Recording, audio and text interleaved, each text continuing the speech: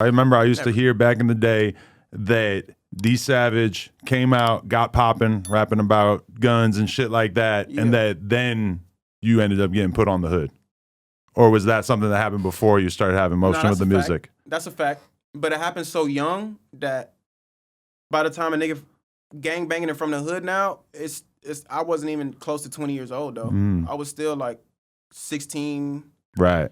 Yeah. Because like at that time, the gang shit was so foreign to me that I was just like, whoa, that's fucking great. That's how it works? Like, 100%. Oh shit. 100%. And at that time, it was where I made the song 30 round clip and shit like that.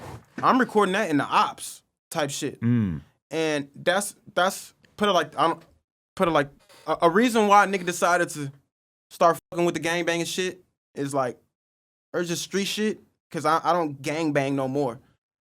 I'd be a liar if I said I do. I'm a rapper now. I'm doing rapper shit. But a main reason I ain't gonna lie to you, and this is kind of just like a LA thing, because everybody in LA, you kind of at a point in time you're gonna have to pick a side of what you want to do. But make a long story short, the studio where I started making a lot of these songs, my early on songs at niggas in the ops, and this is before I even started gangbanging or nothing. And the reason why I started feeling some type of way to like maybe I'll around is, bro, if we at the studio, and the studio is like a friend's house, and it's in the ops. So if we doing a song right there, right? And this might sound dumb now, but put yourself in the mind state of like a teenager to the point where it's like you and your friends, it's like y'all against the world. Y'all don't gangbang yet.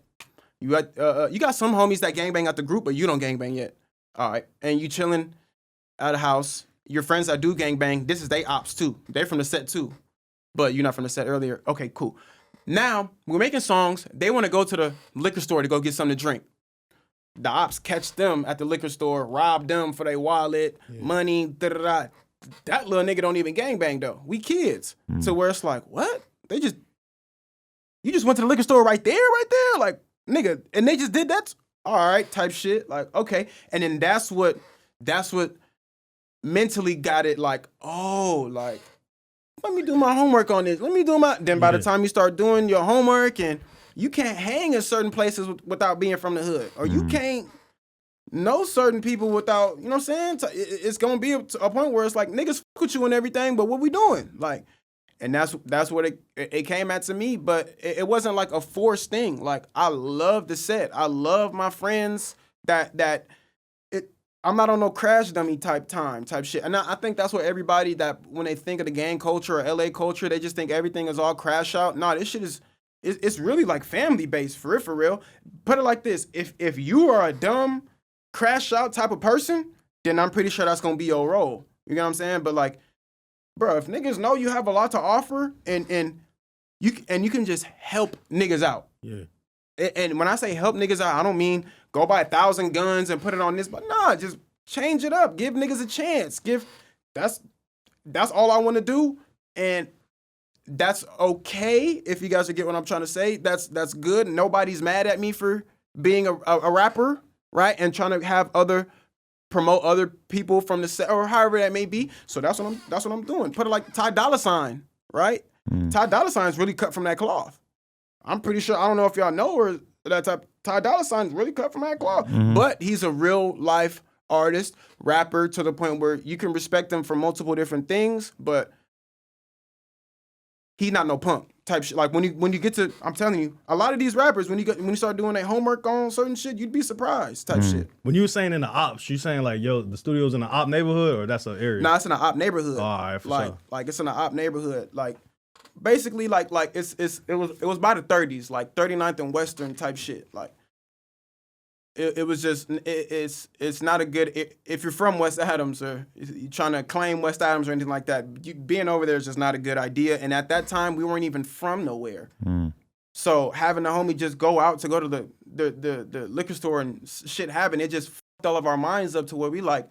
And that's just a small example to where, like, hopefully people watching can understand or, like, piggyback of, like, oh, okay, I can fake understand. Like, shit got worse than that. But I'm just saying that because that's, like, the most PG thing to say, I guess, on a podcast. But, like, that's LA for, or, like like all these typical LA movies back in like Boys in the Hood and that shit is real. For those at home watching that shit, that shit is real, bro. And that shit really make just put yourself in those actors' shoes, bro, because that shit really fucking happen. You got certain actors, like it's an actor that was from BPS in one of those movies, like that nigga caught a life sentence. I think he died in jail. Like, bro, this shit is real type shit. But it depends on the person. Meaning, like, if you're on some crash out dummy type time, that's gonna be your life. But if you look at the Baby Stone Gorillas, they thriving, they going crazy. They're really good at making music, but you can't take away where they from type shit. So if you have the business mindset and you actually have it, you'll get far. I don't think that shit will get in the way. But growing up in LA, man, that shit is inevitable. It's you're gonna have to be like, I'm with this shit or I'm not.